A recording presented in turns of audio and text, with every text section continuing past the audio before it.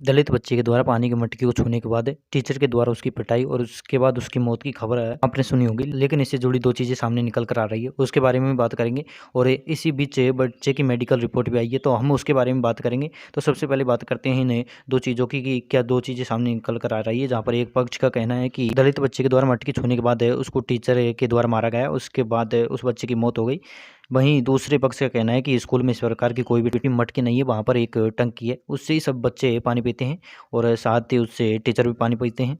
दोस्तों आपको बता दें कि थप्पड़ मारने की घटना 20 जुलाई की थी। उसके बाद 24 दिन तक उस बच्चे का इलाज चला। पहले इलाज उदयपुर में चला, उसके बाद अहमदाबाद में चला और उसके बाद आज से 3 दिन पहले उस बच्चे की मौत हो गई। तो सबसे पहले बात करते हैं हम पहले पक्ष की, उनके घर वालों की। तो जो उन्होंने एफआईआर दर्ज कराई है उसमें भी मटकी को छूने के बाद उसकी पिटाई और उसके बाद उसकी मौत का जिक्र है। वहीं पर लड़की की माँ का भी यही कहना है कि जब लड़का आया तो उसने भी इसी प्रकार कहा कि मैंने मटकी को छुआ जिस कारण उसको मारा। उसके बाद अब बात करते हैं लड़के के भाई की, जो कि उसके चाचा का लड़का है, नाम है नरेश। तो उसने बातचीत पर बताया कि नरेश को उस घटना के बारे में तो पता नहीं था स्कूल के अंदर, तो क्योंकि वो लंच में अपनी कक्षाओं के अंदर था, लेकिन बाद में जब वह इंद्र के साथ आया तो इंद्र ने मारपीट के बारे में नरेश को बताया। नरेश ने यहाँ पर मटकी को छूने का जिक्र नहीं किया है।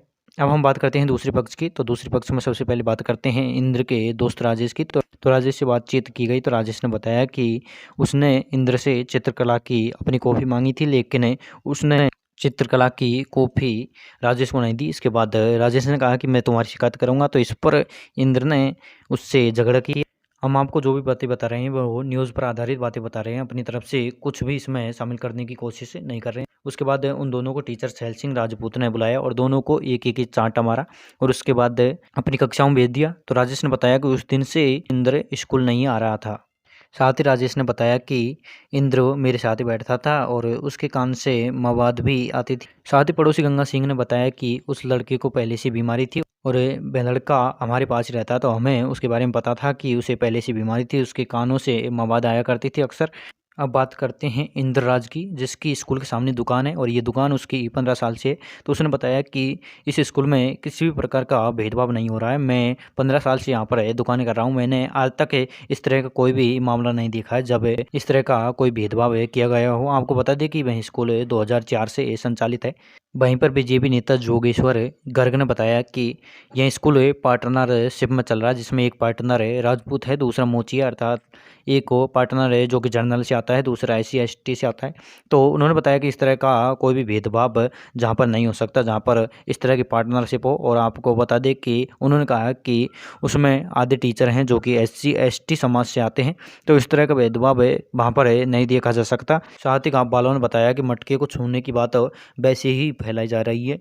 अब हम बात करते हैं बच्चे की मेडिकल रिपोर्ट की। तो ये न्यूज़ आज सुबह सुबह आई है और इसके बारे में हम आपको बताते हैं। तो चलिए इसके बारे में बात करते हैं। तो रिपोर्ट के अनुसार बच्चा CSOM बीमारी से पीड़ित था और 2017 से लेकर 2019 तक उसका इलाज भी चला। इस बीमारी में कान में सूजन रहता है, कान से मवाद आती है और ये बीमारी थोड़ी खतरनाक है। इसमें यदि बच्चे को चांटा मारा जाए या कान पर थोड़ी लग जाए तो इस बीमारी से किसी भी पीड़ित की मौत की संभावना भी बन सकती है। और 31 जुलाई की MRI और CBC जांच में इस बीमारी की रिपोर्ट सामने आई है कि बच्चे को इस तरह की एक बीमारी थी। तो दोस्तों उस लड़के को ऐसी बीमारी थी जिससे यदि एक चांटा भी उसको मारा जाए तो उसकी मौत हो सकती थी।